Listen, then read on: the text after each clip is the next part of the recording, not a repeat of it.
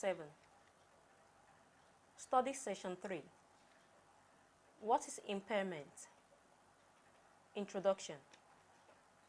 In this lecture, the focus will be on definitions and explanations of impairments as concepts. This lecture will also briefly illustrate the different types of impairments and how they differ from one another. Objectives. At the end of this lecture, you should be able to 1. Define and discuss the meaning of impairment as a disability. 2. Explain the difference between disability and impairment. Content.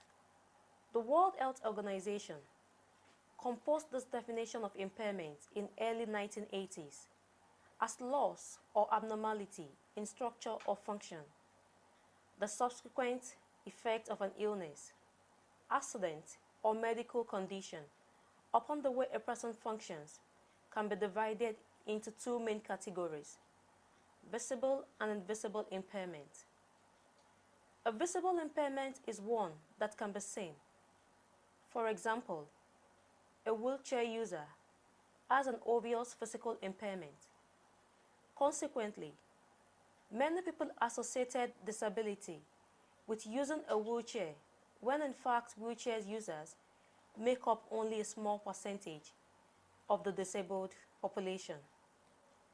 There are many other forms of visible and invisible impairments, and some examples are listed below. They should not be considered in isolation. A person with advanced diabetes, for example, may have a visual impairment and mobility difficulties due to slow circulation and loss of sensation. Types of impairment. Physical impairment. This denotes difficulty in moving or using all or part of the body.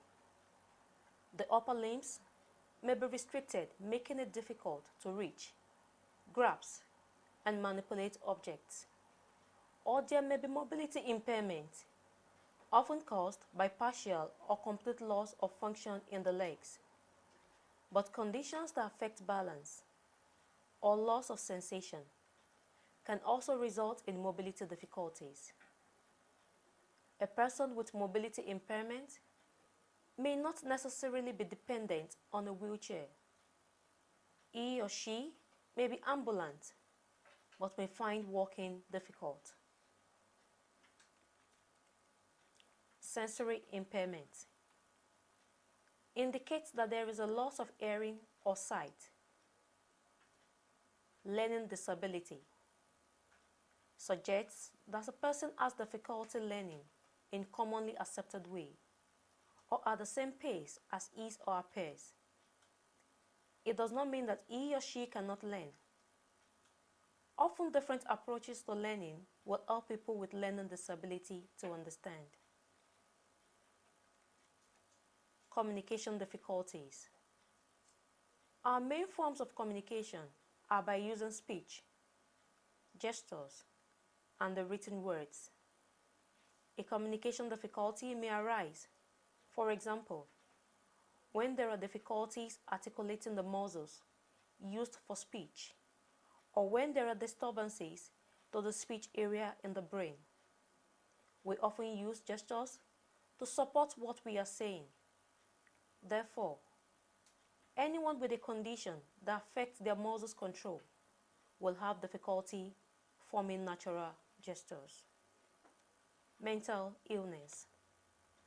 This includes illness that results in disorders of mood, perception, and motivation, and also conditions that affect the actual brain tissue, giving rise to memory loss or disorientation, as found in Alzheimer's disease.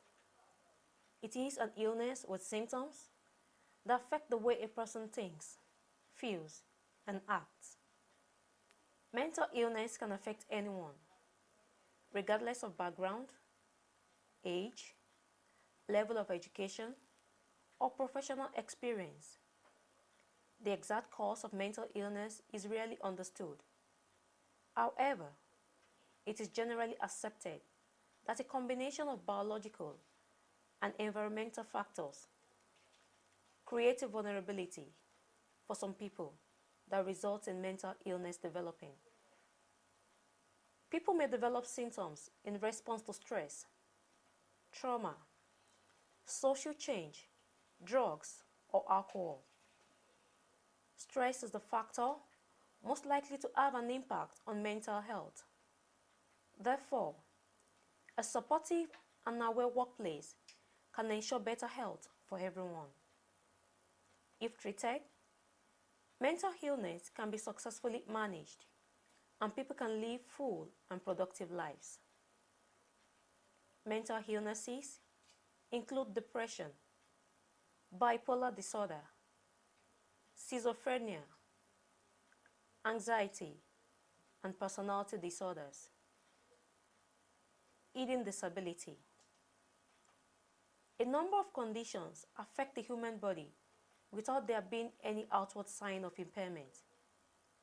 Conditions such as heart disease, respiratory disorders, and epilepsy may affect the ability of a person to function effectively in particular situations or at certain time. Understanding mental illness. Summary.